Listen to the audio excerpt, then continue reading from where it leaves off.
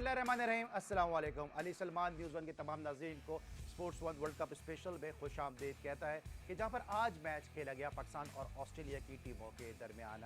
इब्तिदा में उम्मीद ये की जा रही थी कि शायद शदीद बारिश की वजह से ये मैच मुमकिन ना हो सके, लेकिन ग्राउंड स्टाफ को यकीनन यहाँ पे दाद देनी चाहिए कि जिसने इस मैच को मुमकिन बनाने के लिए हर मुमकिन कोशिश की और बिलाखिर पाकिस्तान और ऑस्ट्रेलिया के दरमियान ये मैच मुकम्मल हुआ। यहाँ पर पाकिस्तान की टीम ने टॉस जीता और टॉस जीतने के बाद पहले ऑस्ट्रेलिया को बैटिंग की दावत दी। इस मैच में बहुत सारी ऐसी चीज़ें हुई, इस मैच का स्कोर कार्ड, मैच समरी भी आपको दिखाएंगे, लेकिन साथ साथ थोड़ी सी अगर हिस्ट्री के ऊपर बात करते हैं तो अब तक पाकिस्तान और ऑस्ट्रेलिया की टीमों के दरमियान मजमूई तौर पर 104 मैचेस खेले जा चुके हैं कि जहां पर 68 में ऑस्ट्रेलिया की टीम ने कामयाबी हासिल की और 32 मैचेस में पाकिस्तान को फतह हासिल हुई। लेकिन यह भी एक हकीकत है कि पाकिस्तान 2017 से अब तक ऑस्ट्रेलिया के खिलाफ कोई भी वनडे मैच नहीं जीता है और यह मुसलसल नवा मौका था कि जब पाकिस्तान को ऑस्ट्रेलिया के खिलाफ किसी वनडे मैच में शिकस्त का सामना करना पड़ा। अगर वर्ल्ड कप की बात करते हैं तो वर्ल्ड कप में पाकिस्तान और ऑस्ट्रेलिया की टीम के दरमियान मजमूई तौर पर अब तक 10 मैचेस खेले जा चुके हैं कि जहां पर आज के मैच को अगर हम शामिल करें तो पाकिस्तान को 6 मैचों में शिकस्त का सामना करना पड़ा, ऑस्ट्रेलिया ने 6 मैचेस में कामयाबी हासिल की और 4 मैचेस में पाकिस्तान को फतह हासिल हुई है। लेकिन इस मैच से बहुत सारी ऐसी भी चीज़ें सामने आई जिस पर हम डिस्कस भी करेंगे और अपने दोनों क्रिकेट एनालिस्ट से बात भी करेंगे। मोहम्मद आमिर का बड़ा ज़बरदस्त स्पेल रहा, इस स्पेल को भी हम डिस्कस करेंगे। साथ साथ बाबर आजम ने जिस तरह से आगाज़ किया, बाबर आजम की बैटिंग, मोहम्मद हफीज़ और दीगर पाकिस्तानी खिलाड़ियों की कारकर्दगी को एनालाइज करेंगे।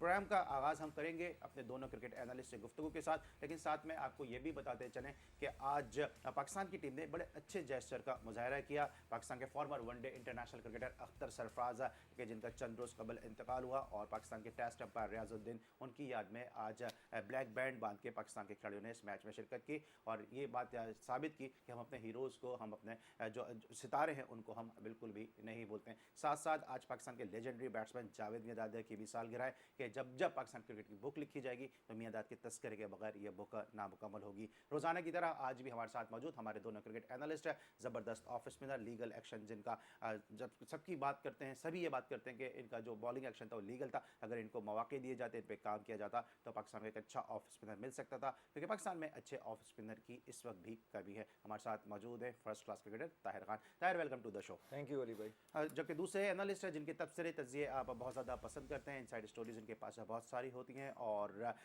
ख़ुद भी बड़े ज़बरदस्त अपने वक्त के ओपनिंग बैट्समैन थे और क्रिकेट से बहुत ज़्यादा जुड़े हुए हैं। इनसाइड स्टोरीज पे आज हमसे डिस्कस करेंगे। हमारे साथ मौजूद है बदी ज़बा। वेलकम टू द शो बदी। शुक्रिया। आज तो वैसे अफसोस है इस वजह से हम आपसे हंस के या खुल के बात नहीं कर पा रहे, क्योंकि एक जीता जीता है, हम मैच आ रहे हैं तो क्रिकेट है, चलता है, लेकिन अफसोस हुआ आज। अफसोस हुआ आपको? बिल्कुल। ठीक है, कितना अफसोस हम देखेंगे ज़रा मैच समरी पे भी एक निगाह डाल लेंगे कि इस मैच में क्या सूरत हाल रही और ऑस्ट्रेलिया और पाकिस्तान के दरमियान जो मैच खेला गया उसमें क्या चीज़ें सब सामने आई। यहाँ पर पहले बैटिंग की ऑस्ट्रेलिया की टीम ने और पहले बैटिंग करते हुए ऑस्ट्रेलिया ने 307 रन स्कोर किए और अब अगर कारकर्दगी की बात करते हैं तो बड़ी ज़बरदस्त यहाँ पे सेंचुरी स्कोर की डेविड वार्नर ने 107 रन की उन्होंने इनिंग खेली। इसके अलावा 82 रन की इनिंग खेलने में कामयाब रहे थे उनके कप्तान फिंच। इसके साथ साथ मार्श ने यहाँ पर 22 रन की इनिंग खेली। बॉलिंग में अगर बात करें तो मोहम्मद आमिर ने बड़ी उम्दा बॉलिंग का मुजाहरा किया और मोहम्मद आमिर ने 5 विकेटें हासिल की। इस स्पेल को हम जरूर डिस्कस करेंगे। साथ में यहाँ पे शाहीन शाह आफरीदी ने 2 विकेटें हासिल की और 1 विकेट वहाब रियाज के हिस्से में आई। जवाब में पाकिस्तान के जिसको 308 रन का हदफ इस मैच में कामयाबी के लिए दरकार था, यहाँ पे इमाम उल हक ने बड़ा अच्छा आगाज़ किया। इमाम उल हक ने 53 रन की इनिंग खेली। इसके अलावा मोहम्मद हफीज़ यहाँ पर 46 रन की इनिंग खेलने में कामयाब रहे और फिर वहाब रियाज ने 45 रन की इनिंग खेली। इस मैच को मुमकिन बनाने की हर मुमकिन कोशिश की। सरफराज अहमद भी 40 रन बनाने में इस मैच में कामयाब हुए थे। कमिंस, स्टार्क और इसके साथ साथ रिचर्डसन ने दो दो विकेटें हासिल की हैं। तो ये कुछ सूरत हाल रही और यूँ पाकिस्तान को इस मैच में 41 रन से शिकस्त हुई है। इस मैच को डिस्कस करने के लिए ताहिर खान से आगाज़ करेंगे। ताहिर, सबसे पहले जो पाकिस्तान ने टॉस जीता, टॉस जीतने के बाद यकीनी तौर पर सभी एक्सपेक्ट कर रहे थे पाकिस्तान टॉस जीतने के बाद पहले फील्डिंग करने का फैसला करेगा, लेकिन जो टीम सिलेक्शन था पाकिस्तान का उसको किस तरह से देखते हैं? क्योंकि हम पूरे वर्ल्ड कप में जा रहे थे शादाब खान के साथ। शादाब खान हमारा स्ट्राइक बॉलर था, शादाब खान हमें विकेट लेके देगा, शादाब खान प्रेशर डालेगा। डिसीजन सही था शादाब को बिठाने का? देखिए, मैं तो समझता हूँ कि जो पूरा मैनेजमेंट है, आपकी कोचिंग मैनेजमेंट, जो स्टाफ वहाँ मौजूद है पिछले 3-4 दिन से, वो क्या पिच रीड कर रहा था, वो क्या काम कर रहा था वहाँ पर। सिर्फ वो इंडोर आते थे, नेट किया, शुगल मस्ती की, चले आज ये आप काम कर रहे थे बैठे हुए। मतलब एक ऐसी पिच जो स्लो पिच थी, जो डबल बाउंस टाइप का पिच था, वहां पर आपने देखा कि उन्होंने नॉन रेगुलर बॉलर से बॉल करवाई और विकेट ले गए वो लोग। तो आपके पास तो एक मेन रेगुलर बॉलर था, आप उससे या तो वर्ल्ड कप से जा रहे थे और आपने एन वक्त पे जो आज खिलाना चाहिए था, मैं समझता हूँ आप बेशक एक बैट्समैन ड्रॉप कर देते, अगर आपको 4 फास्ट बॉलर चाहिए थे, आप 5वें स्पिनर से चले जाएं, एक बैट्समैन ड्रॉप कर दें, आपको एक ऑलराउंडर टाइप का मिल रहा है वहां पर वो बंदा। लेकिन हम लोग बिल्कुल वो जो कहते हैं कि लकीर के फकीर टाइप का हमने आज वो खेल किया है। हम अगर ऊपर से आए तो जिस तरह से हमने बॉलिंग की है, शुरू में आमिर ने बहुत अच्छी बॉलिंग की, आमिर ने बहुत अच्छा मैं समझता हूँ कि one of the best spell अभी तक आमिर की लाइफ का ये मैंने आज जो देखा है। बेस्ट बॉलिंग फिगर है उनका, बेस्ट फिगर भी है वो वर्ल्ड कप के अंदर, वर्ल्ड कप का वैसे ड्रीम होता है। अगर हम लेटर ऑन थोड़ा और चले जाएं तो वो शाहीन आफरीदी का पहला मैच था, तो वो उनको मैच प्रैक्टिस नहीं थी, सब कुछ था, वहां रियाज ने अच्छी बॉलिंग की लेकिन थोड़े ऑफ कलर नजर आए, हसन अली बिल्कुल ही ऑफ कलर नजर आए। फिर आपके पास चॉइस क्या थी? आप फिर हफीज से बॉल करवा रहे थे, आपने फिर शोएब मलिक से बॉल करवाई, फिर यही तो होगा ये जब आपके पास मेन स्पिनर नहीं होगा। अच्छा बदी, आप चूंकि क्रिकेट से बहुत ज़्यादा जुड़े हुए भी है, स्कोरिंग से भी आप वाबस्ता रहे हैं, स्पोर्ट्स की रिपोर्टिंग भी आप करते हैं, थोड़ा सा इस पर बात करते हैं कि पाकिस्तान के कप्तान सरफराज अहमद को वार्निंग मिली थी गुज़िश्ता मैच में, और यहाँ पे आप सबके सब फास्ट बॉलर के साथ चले गए, और अगर यहाँ पे ओवर रेट पाकिस्तान का अगर स्लो होता तो फिर इंडिया जैसे बड़े मैच में सरफराज को बाहर बैठना पड़ सकता था। ये सब चीज़ें जहन में नहीं होती। इस तरह ताहिर ने भी कहा कि पिच जो है उसको रीड नहीं कर सके, स्पिनर की ज़रूरत थी, और फिर साथ साथ ओवर रेट का भी मसला दरपेश आ सकता था। तो ये सब चीज़ें क्या जहन में नहीं होती? बिल्कुल ये होना चाहिए। देखिए 3 से 4 दिन पहले आप टाउनटन पहुंच गए थे, वहाँ पर आप प्रैक्टिस भी कर रहे थे, 2 दिन आपने इंडोर प्रैक्टिस की, 2 दिन आउटडोर जो है ग्राउंड में प्रैक्टिस की। तो ये कम से कम आपको ग्राउंड को देखना चाहिए था, पिच को देखना चाहिए। तो उसके बाद जो है मैंने आपको पहले एक दिन पहले प्रोग्राम में आपको कह दिया था कि पाकिस्तान जो है वो एक फास्ट बॉलर और शामिल कर सकता है, उसमें किसी स्पिनर को बिठा सकता है। मैंने शुएब की कहा था, लेकिन उन्होंने आज ऐसा डिसीजन लिया जो शादाब को बाहर किया। मेरी समझ में नहीं आया कि ऐसे स्पिनर जिसको ऑलराउंडर जिसको आप कहते हैं कि वर्ल्ड कप में से ये हमें जितवाएगा वर्ल्ड कप, और उसी को आप बाहर कर देते हैं। तो मेरे ख्याल में यहाँ पर प्लानिंग के साथ पाकिस्तान टीम नहीं गई, और यही था कि हम इंग्लैंड से जीतें तो हम अप हैं और हम जीत ऐसा जाएंगे। कह सकता है कि इतना बड़ा मैच प्लानिंग से नहीं जाए पाकिस्तान? देख प्लानिंग की होगी, लेकिन देखें ना आप मुझे बताएं, यहाँ पर 49 ओवर हुए और पाकिस्तान ने 49 ओवर किए, वो टीम आउट हो गई। अगर 50 ओवर होते तो यहाँ थोड़ा सा आपको यहाँ भी फ़र्क पड़ना था। 4 फास्ट बॉलर से आप गेंद कर रहे हैं, शुएब से, हफीज़ से गेंद कर रहे हैं। तो मेरे ख्याल से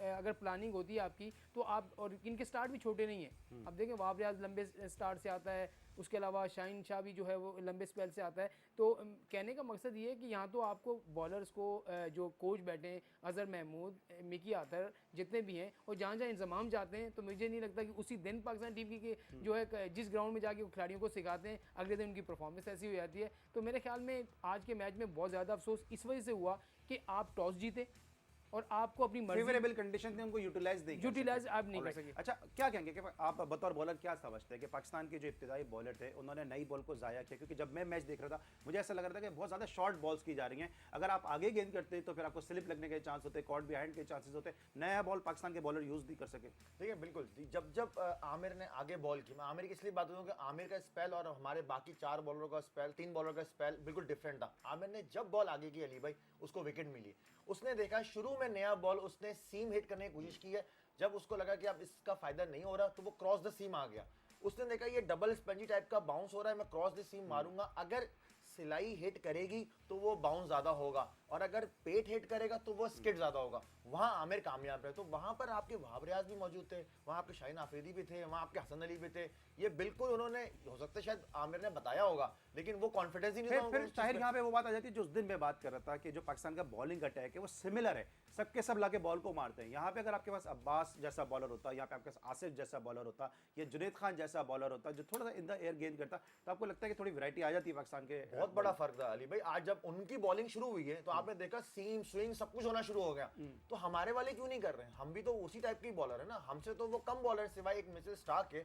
उसके अलावा आपकी बॉलर की परफॉर्मेंस देखें, नंबर ऑफ मैचेस देखें, उनकी नंबर ऑफ मैचेस देखें, फर्क है। हम ज्यादा एक्सपीरियंस लगते हैं, लेकिन हम बिल्कुल वही की बात, हमने कहा जो चल रहा है उसी को चलने दो। आप चेंज करोगे तो ही तो फायदा होगा। आपको बड़ा दिल करना पड़ेगा, ब्रेव होना पड़ेगा डिसीजन लेने के लिए। सरफराज की कप्तानी को आप किस तरह से देखते हैं? क्योंकि स्लिप में हमने देखा कि आसिफ को उन्होंने खड़ा किया, अमूमन हम देखते हैं बाबर आजम स्लिप में खड़े होते हैं, यहाँ पे कप्तानी का भी थोड़ा सा फॉल्ट नजर आया, और उस पे पे भी किया, क्योंकि जब 30 रन पे थे एरन फिंच तो उनका कैच ड्रॉप हो गया। उसके बाद उन्होंने इनिंग खेल दी और बड़ा अच्छा एक प्लेटफॉर्म 146 रन की ओपनिंग पार्टनरशिप कायम कर दी। आपको लगता है कि पाकिस्तान की फील्डिंग थोड़ी सी आज स्लोपी रही है, कैचेस मैचेस भी ड्रॉप हुए और साथ साथ आसिफ को स्लिप में खड़ा करना, रमीज राजा भी इस वक्त कमेंट्री कर रहे थे, उन्होंने भी इसको क्रिटिसाइज किया कि बाबर आजम के होते हुए आपने आसिफ को स्लिप में खड़ा किया। ये मैंने जब आसिफ को स्लिप में खड़ा हुआ देखा तो मुझे भी ज़रा सा मैं भी शौक हुआ कि अगर एक फील्डर जो है बाबर आजम आपका मुस्तकिल वहाँ पर वो स्लिप में फील्डिंग कर रहा है, अगर वो थोड़ा सा उसको प्रॉब्लम थी, आप हफीज़ को खड़ा कर सकते थे, शुएब को खड़ा कर सकते थे, क्योंकि जो वहाँ स्लिप पे अच्छा कैच पकड़ सकते हैं। तो वहाँ पर ऐसे प्लेयर का कैच उनसे छूटा जो 82 रन की इनिंग्स खेल गया और तेज़ करके चला गया। तो मेरे ख्याल में कप्तान असल में सरफराज की आप देखेंगे जब भी टीम में रन्स बन रहे होते हैं, टीम आउट नहीं हो रहा होता, तो वो अजीब सा उन पे जो है ना वो अंडर प्रेशर हो जाते हैं, उनके चेहरे के तासुरात आप देख लें जब कैमरा दिखा रहा होता है तो वो एकदम परेशान से नज़र आते हैं, किसी को चौका लगा या किसी को छक्का लगा या कोई मिस फील्डिंग हुई, और ऐसा ही हुआ। आपने स्लिप से हटाकर उसको छुपाने की कोशिश की फाइन लेग पे, वहाँ पर भी उन्होंने कैच छोड़ दिया। तो 3 कैच आसिफ ने छोड़े, उसके अलावा बैटिंग में भी वो 5 रन पे आउट हो गए। तो ये मेरे ख्याल में पाकिस्तान टीम मैनेजमेंट को सोचना पड़ेगा, रोजाना आप 3-3 घंटे प्रैक्टिस करते हैं, मुश्किल कैचेस की प्रैक्टिस करते हैं, फील्डिंग की प्रैक्टिस करते हैं, वजन उठा के आप प्रैक्टिस कर रहे होते हैं, तो मेरी समझ नहीं आता ये प्रैक्टिस का फायदा क्या होता है। ताहिर आप बताएं, आप तो कप्तान है पीआईए के सरफराज, क्या हो जाता है सरफराज को जब रन्स पड़ने शुरू हो जाते हैं, आप उनके साथ ग्राउंड के अंदर होते हैं, उनकी बातें भी आप यकीनन सुनते होंगे, जो बातें बता सकते हैं वो बता दें। मुझे पता है बहुत सारी बातें जो ग्राउंड में वो करते हैं वो तो आप नहीं बता सकते। नहीं देखें, बीइंग अ कैप्टन ऑब्वियसली ये हमेशा विलिंग होता है, जीतने के लिए जाता है और ये पॉजिटिव माइंड से जाता है, सब लड़कों को पॉजिटिविटी उनके माइंड में लाता है।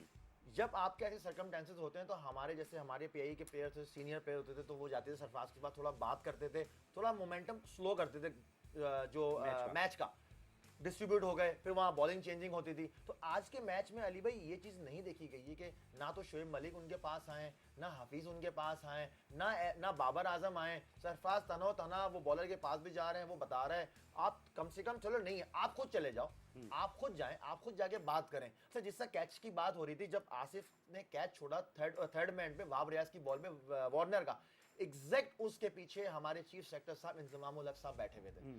तो क्या उनको क्या डर बैठा हुआ था जब कैच आया कि जी इंजमाम साहब बैठे हुए हैं, ऐसा ना कैच निकल जाए, वो पहले ऑलरेडी मुझसे 2 कैच छूट चुके हैं। तो ये भी एक साइकोलॉजिकल इफेक्ट होता है जो हमारे प्लेयर्स पे पड़ता है अली भाई, हमें मानना चाहिए कि हम पे ये पड़ता है ये चीज़। ठीक है, अच्छा इंतजाम की बात की है, लेकिन बहुत सारे थोड़ा सा मैं मौजूद से हटता हूँ, जरा मैच से हटता हूँ, जरा पीसीबी की तरफ आता हूँ। बहुत सारे लोग ये बात भी कर रहे हैं कि जिस इकोनॉमिकल फाइनेंशियल क्राइसिस में ये मुल्क है, वज़ीर आज़म इमरान खान साहब इस मुल्क को इकोनॉमिकल और फाइनेंशियल क्राइसिस से निकालने की कोशिश कर रहे हैं। बहुत सारे जिस तरह हमारी अफवाज ने बजट में इजाफे को मना कर दिया, पाकिस्तान क्रिकेट बोर्ड के जो अरकान हैं, जो पाकिस्तान के एमडी हैं, वहाँ पहुँचे हुए हैं, $1000 $500 पर डे उनका डेली अलाउंस है, उसके अलावा अलग पर्क्स अलग हैं। इंजमाम साहब की वहाँ पे मौजूदगी, क्या सिग्निफिकेंस है इनकी, क्या ज़रूरत है इनकी वहाँ पे?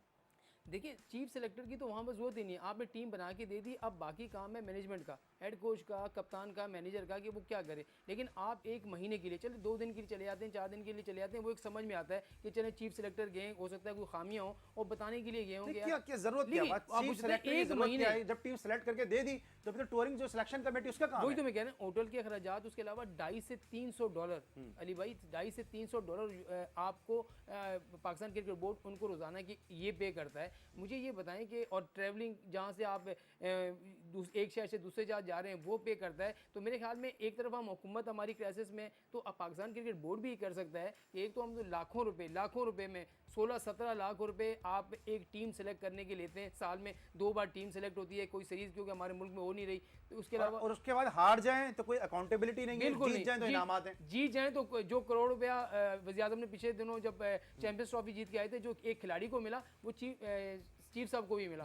तो मैंने कहा जब हार जाए ना तो इनसे वो पैसे काटा भी करें कि भाई आपको हमने ये दिया था तो आप वापस भी करें। तो यहाँ पर तो ये जो करोड़ हमारे जो चीफ सेक्रेटरी 2-3 साल के लिए है ना, करोड़पति होके चले जाएंगे, कल बाहर होंगे, तो यही जो है पाकिस्तान क्रिकेट बोर्ड पे तनकीद भी कर रहे होंगे। पूरी दुनिया मिलकर पूछ रही है कि कौन बनेगा करोड़पति, लेकिन जो चीफ सिलेक्टर हैं ये बनेंगे करोड़पति। बहरहाल इस वक्त हमारे साथ मौजूद हैं बलूचिस्तान से इमरान। अस्सलाम वालेकुम इमरान। वालेकुम अस्सलाम। अली सलमा भाई कैसे हैं आप? मैं ठीक हूँ इमरान, क्या कहेंगे हमारे दोनों पैनलिस्ट से?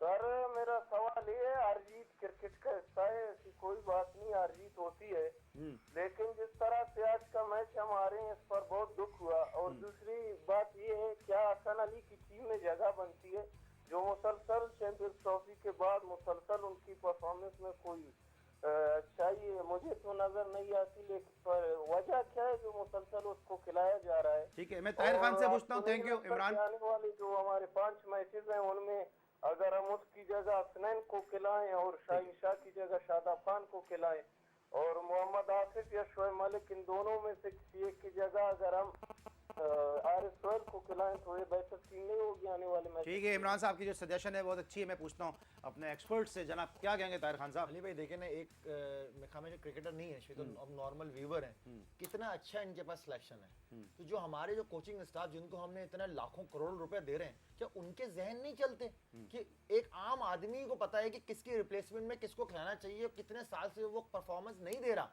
हम फिर भी उसी पे, क्योंकि हमने बेंच पे प्लेयर ही नहीं बनाए अपने, हमने तहिया कर लिया कि ये तो हमने ये 3 लड़कों को तो हमने वर्ल्ड कप खिलाना है, तो फिर यही रिजल्ट आएगा ना। इसी तरह से लोग मायूस होंगे, हम भी यहाँ बैठ के मायूस हो रहे होंगे, हम क्रिटिसाइज कर रहे होते हैं, फिर लोग बोलते हैं आप क्रिटिसाइज क्यों करते हैं? तो भाई आप अच्छी परफॉर्मेंस दो, आपको क्रिटिसाइज करना बंद कर देंगे हम। ठीक है, जिस तरह बात की, थोड़ा जल्दी जल्दी हम बातें करेंगे क्योंकि बहुत सारी बातें इस मैच के हवाले से। आमिर का जो स्पेल था 10 ओवर में उन्होंने बड़ी ज़बरदस्त बॉलिंग की, 2 मेडन किए, 30 रन दिए, 5 आउट किए, कैरियर बेस्ट उन्होंने बॉलिंग की, वर्ल्ड कप पे बड़ी ज़बरदस्त बॉलिंग की और आखिरी 4 साल में वो सबसे बेस्ट बॉलिंग स्पेल है किसी भी पाकिस्तानी प्लेयर का। आमिर के हवाले से क्या कहेंगे, क्योंकि उन्होंने वर्ल्ड कप की भी बेस्ट बॉलिंग कर दी, इससे पहले शाहिद आफरीदी भी 5 विकेट हासिल कर चुके हैं 2 मरतबा, वसीम अकरम भी 5 विकेट हासिल कर चुके हैं, सोहेल खान भी 5 विकेट हासिल कर चुके हैं, अब्दुल कादिर भी 5 विकेट हासिल कर चुके हैं, वहाब रियाज भी 5 विकेट हासिल कर चुके हैं, लेकिन किसी भी टेस्ट नेशन टीम के खिलाफ 5 विकेटें हासिल करना एक बड़ी बात है। आमिर के स्पेल के बारे में क्या कहेंगे, क्योंकि सभी इब्तिदा में उन पर क्रिटिसाइज कर रहे थे। बिल्कुल सब उनको तनकीद कर रहे थे, लेकिन आज जिस तरीके से आमिर ने, देखिए जो उसको पे तनकीद हुई है उससे उसने सीखा है, और मेरे ख्याल में आज उसने जो स्पेल किया, उसने विकेट को देखा, उसने विकेट के मुताबिक बॉलिंग की, इसलिए बॉलिंग की, उसने ना शॉर्ट बॉल की, ना बाहर बॉलिंग की, ना अपनी लाइन तो लेंथ पे उसने कंट्रोल रखा, और उसने बैट्समैन को खिलाने की कोशिश की। जहाँ उसने बैट्समैन को खिलाया, बैट्समैन ने गलती की और वो आउट हुआ है। और यही आमिर अगर वहाब रियाज की तरह, हसन की तरह शॉर्ट बॉलिंग करता रहता तो उसको विकेट नहीं मिलती। लेकिन आज उसकी जो देखें आप, अंदर भी गेंद आई है, उसकी गेंदें जो है लेफ्ट हैंड बैट्समैन के जो है वो बीट भी हुए, वार्नर कितनी मरतबा बीट भी हुए, फिंच कितनी मरतबा बीट हुए, तो मेरे ख्याल में आउटस्टैंडिंग स्पेल अच्छा, था क्विकली मेरे इसमें। साथ कॉलर है, जरूर आपसे इस पे लूंगा कि आमिर ने सिर्फ एक बाउंड्री दी और आखिरी 41 बॉलों में उन्होंने कोई बाउंड्री भी नहीं दी। आमिर जल्दी पिच को रीड कर गए थे, और अगर आमिर जल्दी पिच को रीड कर गए थे तो फिर बाकी बॉलर क्या कर रहे थे, और फिर बॉलिंग कोच अजहर महमूद का क्या किरदार है? ठीक है, जब आमिर ने 5 आउट किए ना, मैं इसको समरी इसलिए वाइंड अप करूंगा। आमिर 5 आउट करने के बाद जब आपके ड्रेसिंग रूम की तरफ जा रहे थे, तो ना तो वहाँ बॉलिंग कोच आपका नजर आया, ना वहाँ कोच आपका नजर आया कि अप्रिशिएट करने के लिए। या तो जब हसन अली 5 आउट करते तो आप आके गले लगा लेते एकदम नीचे आके। इस वक्त आमिर ने जब 5 आउट किए, तब आपको तो खुद आना चाहिए था कि आपके एक ऐसा बॉलर है जिसको सब क्रिटिसाइज कर रहे हैं, उसने आगे मैच चेंज कर दिया। ये अली भाई, ये फिशी बिल्कुल, और 11 प्लेयर को अब बिल्कुल अपनी तरह समझना चाहिए, मतलब 11 प्लेयर को इक्वली लाइक करना चाहिए। ये नहीं जिस तरह भी हसन अली की बात की इन्होंने, ये ब्लू आइड बॉयज की बात की, उनको आप अप्रिशिएट करते हैं। इमाम उल हक सेंचुरी बनाता है तो चीफ सेलेक्टर साहब खड़े होकर तालियां बजाते हैं, बाकी अगर कोई सेंचुरी बनाता है तो शायद तालियां बजाने की भी जहमत इतनी नहीं की जाती। आबिद अली की परफॉर्मेंस पे हमने देखा था कि कोच मिकी आर्थर के और बाकी लोगों के क्या उस वक्त फेशियल एक्सप्रेशन थे। कॉलर हमारे साथ मौजूद है अमजद खान साहब कराची से, शो में खुश आमदीद कहते हैं। जी अमजद भाई।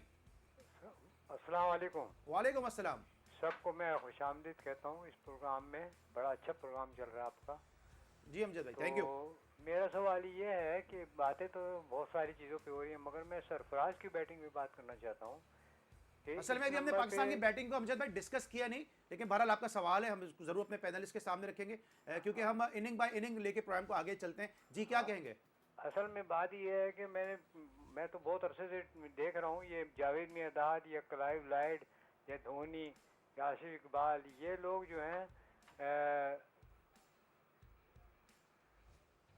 आवाज़ आपकी मखसूल लाइन ड्रॉप हो गई है। सरफराज से कुछ बैटिंग को कहना चाह रहे थे, कंपेयर कर रहे थे क्लाइव लाइट से, आसिफ इकबाल, जावेद मियांदाद से। इस पर ज़रूर आपसे बात करूंगा। इस वक्त हम लेंगे छोटे सा ब्रेक, लेकिन ब्रेक पर जाने से पहले आज पाकिस्तान और ऑस्ट्रेलिया की टीमों के दरमियान जो मैच खेला गया उसमें ऑस्ट्रेलियन टीम ने बड़ी उम्दा बैटिंग का मुजाहरा किया। सो रिफ्रेशमेंट बाय टाइम और उसके बाद वापस आते हैं और मजीद प्रोग्राम में गुफ्तगू का आगाज़ करते हैं।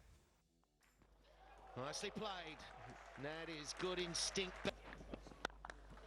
Well, they're ready to go, aren't they? And it's that length. Shahid. Strong down the ground. Blimey, that nearly took. Goes to 50 in fine style. Beats point, and that again 2 full from Hassan Ali, and this is what.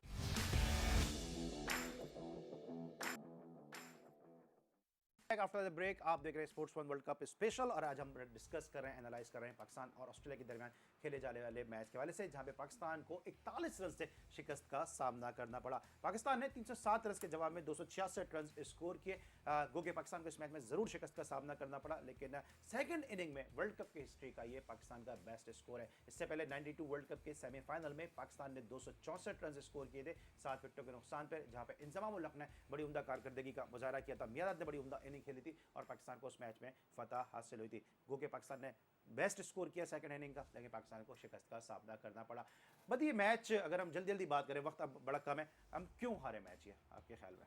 देखिए, इस match हारने की वजह सबसे पहले तो हमारी जो हमने बॉलिंग की वो अपने सिर्फ सवाए आमिर की चलो बॉलिंग को तो हमने कर लिया ना, उसके अलावा फील्डिंग आपकी स्लोपी रही वो थी। दूसरा हमारा मुकाबला देखिए, हमने हमारे खिलाफ जो है वो 5 लड़के ही ऑस्ट्रेलिया के खेले हैं। अब देखिए, वार्नर ने 107 रन किए, 82 रन किए फिश ने, उसके अलावा जो है कमिंस और मिचेल स्टार्क, इन अगर 4 खिलाड़ियों को निकाल दें तो बाकी की परफॉर्मेंस देखिए, 146 पे पहली विकेट गिरती है और 307 पे पूरी टीम आउट हो जाती है। तो इसका मतलब 82 या 83 रन के ऊपर उनके 8 खिलाड़ी आउट हो गए। तो हमने एक अच्छा कंट्रोल करने के बाद ये मैच गंवाया और 307 रन का अच्छा, एक और मैं बात बताऊं कि ये सेकंड बैटिंग में ये विकेट और भी आसान हो गई थी बैटिंग के लिए, जिस तरीके से उनकी बॉलिंग की, लेकिन उनके बॉलर आपका बैटिंग कंसल्टेंट ताहिर क्या कर रहा था, आपका बॉलिंग कोच क्या कर रहा था? इस तरह बदी कह रहे हैं विकेट आसान हो गए। अजहर महमूद इंग्लैंड में रहते हैं, इससे पहले भी 99 के वर्ल्ड कप में जब पाकिस्तान ने टॉस जीत के पहले खुद बैटिंग कर ली थी फाइनल में ऑस्ट्रेलिया के, उस वक्त भी ये था कि जी अजहर महमूद का भी मशवरा उसमें शामिल था। आज हमने फिर ये देखा इस तरह। तो वहाँ रहने के बावजूद अगर आप इस किस्म की एडवाइस करेंगे तो यही है, रिजल्ट आपके सामने आएगा, रिजल्ट हार। तो अकाउंटेबिलिटी क्या है फिर? अकाउंटेबिलिटी कोई भी नहीं है। अभी ये अगर हारते हैं, हम वापस आते हैं, ये बोलेंगे जी ठीक है जी मैंने रिजाइन दे रहा हूँ, फला रिजाइन दे रहा हूँ, फला रिजाइन दे रहा हूँ, अपने अपने घर चले जाएंगे। फिर 1 साल के बाद जब अपॉइंटमेंट दोबारा हो रही होगी, फिर ये अपनी सीरीज लेके दोबारा आ जाएंगे। अच्छा, बदी ने कहा कि हम जो है ये 5 लड़कों की वजह से मैच आ रहे हैं, लेकिन मैं ये समझता हूँ कि हम सिर्फ 1 सेकंड से मैच आ रहे हैं। अगर वो रिव्यू 1 सेकंड और लेट रहते तो वहाब रियाज बड़े अच्छी फॉर्म में थे और वहाब रियाज और सरफराज मैच निकाल सकते थे। बहुत अच्छी बैटिंग कर रहे थे वहाब रियाज, क्योंकि पहले उनको प्रॉब्लम हुई शॉर्ट पिचेस पे जब उन्होंने देखा कि हाँ थोड़ा बहुत स्लो हो गया, लेंथ कम हुई है, नीचे हुई है, फिर उन्होंने हिट आउट करना शुरू किया। और सरफराज का अच्छा रोल था कि वो सिंगल्स दे रहे थे, उस वक्त वो पैनिक नहीं हो रहे थे दोनों। अब देखिए कितना क्लोज लेके गए। अच्छा ताहिर, आप समझते हैं क्योंकि मैं बहुत जल्दी सवाल कर रहा हूँ, आप समझते हैं एक ऑलराउंडर होना बड़ा जरूरी था? क्या फ़हीम अशरफ को ऑलराउंडर के तौर पे डेवलप कर रहे थे और फिर एट ए सडन आपने उसको ड्रॉप कर दिया? आमिर यामीन जैसा ऑलराउंडर आपकी डोमेस्टिक में मौजूद है, जिसको सब कहते हैं कि वो बेस्ट ऑलराउंडर है। देखिए, आप आमिर यामीन की बात करें, आप इमाद आजम की बात करें, यहाँ पर अनवर अली तो अनफिट हो गए, लेकिन इनको तो पाकिस्तान खिला चुके हो ना आप, एज ए ऑलराउंडर आपने खिलाया, आप क्यों नहीं डेवलप कर रहे हो? बदी आपके दानिश में बेस्ट ऑलराउंडर कौन है इस वक्त जो मीडियम पे? बिल्कुल, आपने आमिर यामीन की बात की। मेरे ख्याल में इस वक्त जो स्लॉट आपकी डोमेस्टिक क्रिकेट में आमिर यामीन से बेहतर बेस्ट ऑलराउंडर आपको नहीं मिल सकता। बैटिंग भी उसकी अच्छी है और बॉलिंग भी एक्यूरेट, हर नंबर पे खेल सकता है। और दूसरा, जिस तरीके से उसकी लाइन और लेंथ है, मेरे ख्याल में अगर वो उसमें होता तो आपके लिए बहुत बड़ा फायदा हो सकता था, बेनिफिशियल होता है बहुत ज्यादा। हमारे साथ कॉलर मौजूद है मियावाली से। अस्सलाम वालेकुम। जी अस्सलाम वालेकुम। वालेकुम अस्सलाम। कौन सा बात कर रहे हैं? जी अमीर नवाज बात कर रहा हूँ मियावाली से। जी अमीर नवाज साहब। अच्छा अली भाई, आपकी डिस्कशन तो हम सुन चुके हैं, सारा कुछ टास्क के हवाले से भी सारा कुछ, लेकिन आपने शायद देखा कि जब 7 विकेट गिर चुकी थी लेकिन कैप्टन इनिंग्स अपनी नहीं खेल पाए। जब वहाब रियाज हिटिंग कर रहे थे तो कम से कम थोड़ी तो स्पॉट उसके लिहाज से कर देनी चाहिए थी। अच्छा अमीर नवाज साहब, इसके अलावा और कोई सवाल करेंगे या क्योंकि वक्त कम है, मैं इसको डिस्कस कर लूं आपके सवाल को? जी, उसमें लास्ट में ये था कि जो सिंगल लिया था शाहीन अफरीदी ने, मुझे इस बात की समझ नहीं है कि लास्ट बॉल थी ओवर की, तो सिंगल बजाय इसके खुद आके स्ट्राइक वगैरह कर दिए, उनको सिंगल लेके दे रहे हैं, दोबारा उनको खिलाई जा रहे हैं। ठीक है, मैं ताहिर से पूछता हूँ। ताहिर, जिस तरह इन्होंने बात की, लेकिन होता ये है अमूमन कि जब एक बैट्समैन के शॉट्स लग रहे होते हैं तो दूसरा बैट्समैन कहता है आप ट्राई करो, मैं ऑक्यूपाई करता हूँ। पहली बात तो ये, और फिर सिंगल पे आ गए बात। देखिए बिल्कुल यही होता है, क्योंकि अगर दोनों एंड से मारना शुरू करते और अगर वहां आउट हो जाता तो फिर यही अवाम ये कह रही होती कि यार उसको गलत किया, उसने गलत वो शॉट खेला। अच्छा, जिस तरह सिंगल की बात है, जब पहला बॉल वो खेला है उसका एज निकला और बॉल गया डीप स्क्वायर लेग पे, उस वक्त सिंगल नहीं लिया, वो 5वां बॉल था। आपने 6ठी बॉल पे सिंगल ले लिया और उसको सामने दे दिया, तो ये मैं समझता हूँ वो सिंगल था। हो सकता है शायद ये टर्निंग पॉइंट था हमारे लिए, लेकिन क्योंकि मैच इतना निकल चुका था, सरफराज से तो हिट नहीं लगी थी। 42 रन तो नहीं कर सकते थे ना। दूसरा ये सिंगल की जो बात हुई, देखिए एक सिंगल आपने नहीं लिया और अगले ओवर में आप उसी सिंगल के लिए रन आउट हो गए। तो अगर उस बॉल पे अगर आप सिंगल ले लेते तो आपका ये होता कि आप 10 15 20 रन अगर खेल भी है, अगर कप्तान एक तरफ से एंड ले लेता, क्योंकि बॉलें इतनी थी कि हमारा कप्तान, लेकिन सरफराज से मैं कह रहा हूँ कि रन वो जरूर पिछले मैच में 53 किए, आज भी उन्होंने 40 रन किए, लेकिन उनसे हिट लंबी नहीं लग रही अली भाई। जो भी वो हिट कर रहे हैं या तो बीच मिड विकेट खेलते हैं तो बीच में गिर रही है, और जिस तरफ भी वो खेल रहे हैं तो उनका पूरा शॉट नहीं लग रहा। तो ये इनके साथ एक क्विकली प्रॉब्लम। मुझे बताएगा सरफराज की बैटिंग को आप किस तरह देखते हैं कि आज आप मुतमईन हैं सरफराज की बैटिंग से? मैं तो खास मैं नहीं कह सकता कि मैं मुतमईन हूँ। जहाँ वहाब रियाज खेल रहे थे उनको भी रन करने चाहिए थे।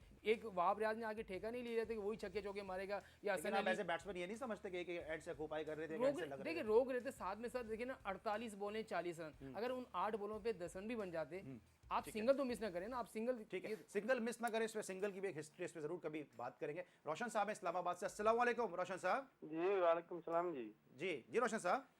जी बस मेरा ये था मेरे भाई कि आखिरकार ये इनकी जो हैं कोताहियां, इनकी जो खामियां हैं, कब तक ये हम इनकी जो है ना बर्दाश्त करते रहेंगे? यानी मैं हर इनके मैच देख रहा होता हूँ, वही रिपीट कर रहे होते हैं गलतियां, वही कोताहियां। असल में रोशन भाई इन्होंने जो सबक सीख लिया है ना वो हॉकी वालों से सीख लिया है। वो चैंपियंस ट्रॉफी के लिए जाते हैं तो कहते हैं ओलंपिक की तैयारी कर रहे हैं, ओलंपिक के लिए जाते हैं तो कहते हैं वर्ल्ड कप की तैयारी करते हैं, वर्ल्ड कप के लिए जाते हैं तो कहते हैं अजलान शाह टूर्नामेंट की तैयारी कर रहे हैं। तो सबक सीख लिया इन्होंने हॉकी वालों से। मैं वही अर्ज कर रहा हूँ कि इसी तरह फिर हॉकी की तरह इसका क्रिकेट का आशा नजर होगा, इसी तरह दब जाएगी, इसी तरह खत्म हो जाएगी। अल्लाह ना करे जी ऐसा हो। पाकिस्तान में बहुत क्रिकेट का टैलेंट है। Thank you so much for your call, और हमें खुशी होती है कि जब आप इतने नॉलेजेबल हमारे पास क्वेश्चन आते हैं। ताहिर, अब जिस तरह से सरफराज की इन्होंने बैटिंग की बात की है, शोएब मलिक का जो ट्रैक रिकॉर्ड है वो इतना अच्छा नहीं है इंग्लैंड में। अब रिप्लेसमेंट शोएब मलिक की बनती है, ज़बरदस्ती बस खिलाना ही खिलाना है। लेकिन आप रिप्लेसमेंट अब किसकी लेंगे? अब आप हारिस सोहेल को, क्योंकि हारिस सोहेल को आप मैच खिला के ऑलरेडी आपने उसको ड्रॉप किया है, तो आपने शोएब मलिक को एंटर लिया है। अब अगर आप दोबारा उसको ड्रॉप करके उसको लेंगे हारिस सोहेल को, उसकी फिटनेस तो शोएब मलिक से तो बिल्कुल ही गई गुजरी है। तो एटलीस्ट शोएब मलिक ये है कि आपके फील्ड में पेट्रोलिंग वो अच्छी करता है, कैचेस अच्छे पकड़ लेता है, बस आपको एडवांटेज होता है बॉलिंग का। तो हारिस सोहेल से अच्छा, तो बॉलिंग की एडवांटेज आपने बात की, बदी इसको किस तरह दिखते हैं? हफीज को एक ओवर में 2-2 छक्के लग रहे थे, जब उन्होंने विकेट ली तो मूंछों को ताव दे रहे हैं। यहाँ कौम जल रही है, सुलग रही है। ये बात अली भाई मैंने फौरन जैसे ये हुआ मैंने फौरन ट्वीट भी किया कि एक तरफ आप छक्के खा रहे हैं और एक तरफ आप आउट करते हो मूंछों को ताव दे रहे हैं। ये कोई कौन सा तरीका है भाई? फैशन आप करें, लेकिन उस वक्त फैशन अच्छा लगता है कि जब आपकी टीम जीत रही हो, आप परफॉर्म कर रहे हो। अब मुझे बताएं कि ऐसे बॉलर पे आउट हुए, फुल टॉस गेंद और सीधा आपने हाथ में कैच दे दिया और उसके बाद आगे, क्या आपकी जिम्मेदारी नहीं? एज अ सीनियर आपकी जिम्मेदारी थी, जब आप और इमाम खेल रहे थे या आपके सरफराज आपके साथ था, तो आपको मैच फिनिश करके आना था। तब आप मूंछों को ताव भी देते तो अच्छा भी लगता। जब आप प्राइज डिस्ट्रीब्यूशन की वहाँ सेरेमनी में जाते, आप बात करते तो अच्छा भी लगते। लेकिन इस तरह नहीं होना चाहिए कि आप एक ही ओवर में 2-2 छक्के लग रहे हैं और आप मतलब कौम जो है इंतजार में, सब इंतजार में कि परफॉर्मेंस कब आएगी, और आप फिर यहाँ पे अपने फैशन का सेलिब्रेट कर रहे हैं। लेकिन बहरहाल ये तो पास्ट है और पाकिस्तान का बड़ा मैच खेलना है। इससे पहले कि मैं कल के मैच की जाने जाऊँ, जो अगला मैच है पाकिस्तान इंडिया का, ऋषभ पंत को शेखर धवन की रिप्लेसमेंट के तौर पे कॉल कर ली गई है। पाकिस्तान को फायदा हो सकता है अगर शेखर धवन ना खेले? देखिए डेफिनेटली फायदा होगा, क्योंकि एक नए प्लेयर को लाके उसको ओपन करवाना वो फिर एक उसके लिए चैलेंज होगा, वो भी पाकिस्तान के अगेंस्ट, जिसने कभी नहीं खेला पाकिस्तान के अगेंस्ट। तो मुझे नहीं लगता कि अली भाई के उसको पाकिस्तान के अगेंस्ट ओपन करवाएंगे। ठीक है, अब बात कर रहे हैं, अब समाप्त करते हैं इस मैच को जहाँ पे पाकिस्तान को 41 रन से शिकस्त का सामना करना पड़ा। और अब अगला जो मैच है खेला जाएगा उसमें न्यूजीलैंड और इंडिया की टीमें मध्य मुकाबले होगी। इन दोनों टीमों के दरमियान अब तक क्या रहा? वर्ल्ड कप हिस्ट्री में 7 मैचेस खेले गए, जहां पे 3 में कामयाबी हासिल की है इंडिया ने, 4 मैच में न्यूजीलैंड ने फतह हासिल की है। तो ट्रैक रिकॉर्ड बड़ा जबरदस्त है न्यूजीलैंड का, टीम भी बड़ी जबरदस्त है, इंडिया भी बड़ी बैलेंस है। क्या लगता है न्यूजीलैंड वो टीम थी जिसको माजी में अगर हम कहा जाए बड़ी आसानी से पाकिस्तान हरा देता था, और अब न्यूजीलैंड बड़ी एक स्ट्रॉन्ग पावर बन रही है। लेकिन जो हमने हेड टू हेड दिखाया, इसमें हम देख रहे हैं कि 4-3 का जो है इक्वेशन है। क्या लगता है कल के मैच में? मेरे ख्याल में तो इंडिया की टीम जिस तरीके से उनका दोनों स्पिन और फास्ट बॉलिंग जो अटैक है, मेरे ख्याल से इंडिया की टीम ज़्यादा एडवांटेज है। उनकी बैटिंग में एक्यूरेट अच्छा, धवन के ना उनसे फर्क जरूर पड़ेगा। लेकिन इंडिया की बैटिंग में बता रहा हूँ कि हो सकता है कि ये भी चांस ले सकते हैं कि किसी और को वो ओपन करा दें। राहुल की बात आ रही है, राहुल की ओपन करा दें। दूसरा उनकी 8-9 नंबर तक बैटिंग ऐसी है कि वो इसको खेल सकते हैं। लेकिन न्यूजीलैंड को इसलिए डिग्रेड नहीं कर सकते, उनके पास जो 3 से 4 फास्ट बॉलर हैं, बड़े एक्यूरेट बॉलिंग, उन्होंने जितनी भी टीम है सबसे अच्छी एक्यूरेट बॉलिंग जो है अब तक जो है न्यूजीलैंड ने की है। तो मेरे ख्याल में मुकाबला तगड़ा होगा, लेकिन मेरे ख्याल से ये जो मैच है इंडिया का है। इंडिया का मैच है। आपको लगता है कि साउथी की वापसी हो सकती है? देखिए डेफिनेटली होगी, क्योंकि इतना बड़ा मैच है और सऊदी को लाजमी खेलेगा। अगर थोड़ी बहुत भी इंजरी होगी तो वो उससे जरूर खेलेगा। प्लस बोल्ट वहां पर मौजूद है, फर्गसन वहां मौजूद है, आपकी हेनरी वहां मौजूद है, तो ये बड़ा अच्छा कॉन्टेस्ट होगा कल बिटवीन न्यूजीलैंड और इंडिया के दरमियान। ठीक है, राहुल का बतौर ओपनर आप समझते हैं केएल राहुल को जो इनिंग के आगाज कराने की बात की जा रही है वो सही एक फैसला है? देखिए वो जिस तरह से हो सकता है उनके मैनेजमेंट ने डिसाइड किया होगा, हो सकता है ये प्लेयर्स ऐसे हैं अली भाई, ये खुद भी कहते हैं कि जी हम ओपन करेंगे उनकी जगह पे, तो ये अपने आप को ब्रेव ये है डिसीजन भी लेते opener हैं। वैसे। ये है भी ओपनर, क्योंकि हमने बाजी में देखा है इन्होंने ओपनिंग की है, तो जब उनसे ओपन में रन नहीं हुए तो ये मिडिल ऑर्डर आ गए, तो ये एटलीस्ट वहां, क्योंकि ये लोग चेक कर लेते हैं कि प्लेयर्स कैसा है, तो उसको खुला चांस देते हैं। तो हमारी तरह नहीं है कि 2 मैच में चांस दिया उसके बाद उसने 100 किया उसको बाहर कर दिया और उसका कहीं नामो निशान नहीं होता। प्लेयर डेवलपमेंट कहते हैं। Exactly. बदी क्या देखते हैं आप इस तरह से संजय बांगर जो उनकी टीम मैनेजमेंट का हिस्सा है, संजय बांगर ने कहा है कि आप रूल आउट ना करें शेखर धवन को, और शेखर धवन को स्क्वाड में जरूर रखें क्योंकि उनकी मौजूदगी बड़ी जरूरी है। इस जैसे को किस तरह देखते हैं कि उनका अंगूठा जख्मी है, वो खेलने के काबिल नहीं है, लेकिन टीम मैनेजमेंट को रखना चाहती है और पंट को बुलाया जरूर गया है लेकिन पंट को शामिल नहीं किया गया? बिल्कुल अली भाई, ये एक जो ना ये उनका जो फैसला है, मेरे ख्याल से अगर शिखर धवन 1 हफ्ते 2 हफ्ते में फिट हो जाते हैं तो क्योंकि इंडिया को ये यकीन है कि वो सेमीफाइनल तक जाएंगे, तो वो आगे जो सेमीफाइनल और फाइनल है उनमें उनके लिए जो है शिखर धवन काम दे सकते हैं। इसी वजह से उन्होंने ये बड़ा इंडिया को यकीन है सेमीफाइनल तक जाएंगे। प्रोडक्शन टीम ने पॉइंट्स टेबल तैयार किया हुआ है, जल्दी से एक नजर डाल लेते हैं कि अब आज के मैच के बाद पॉइंट्स टेबल पे क्या सूरत हाल है। यहाँ पे न्यूजीलैंड की टीम टॉप पे नजर आ रही है, ऑस्ट्रेलिया आज के मैच के बाद दूसरे नंबर पे, इंग्लैंड तीसरे नंबर पे, इंडिया चौथे पे, श्रीलंका पांचवें पे, वेस्ट इंडीज छठवें, बांग्लादेश 7वें, पाकिस्तान 8वें, साउथ अफ्रीका 9वें और अफगानिस्तान 10वें और आखिरी नंबर पर मौजूद है। क्योंकि अभी वर्ल्ड कप अभी जारी है और बहुत सारे मैचेस अभी और खेलने जा रहे हैं। यकीनी तौर पे पॉइंट टेबल में सूरत हाल तेजी के साथ तब्दील भी होगी। आज की हमारी कोशिश काविश कैसी लगी, आपकी आरा, आपके फीडबैक का इंतजार रहेगा। जाने से पहले अपने दोनों मौजूद मेहमानों का हम शुक्रिया अदा करेंगे। ताहिर आपका शुक्रिया, बदी आपका शुक्रिया कि आपने शो के लिए वक्त निकाला। इंशाल्लाह कल रात 11 बजे एक दफा फिर आपसे मुलाकात होगी। उस वक्त तक के लिए अपने मेजबान अली सलमान को इजाजत दीजिए। अपना बहुत ख्याल रखिए। अल्लाह हाफिज।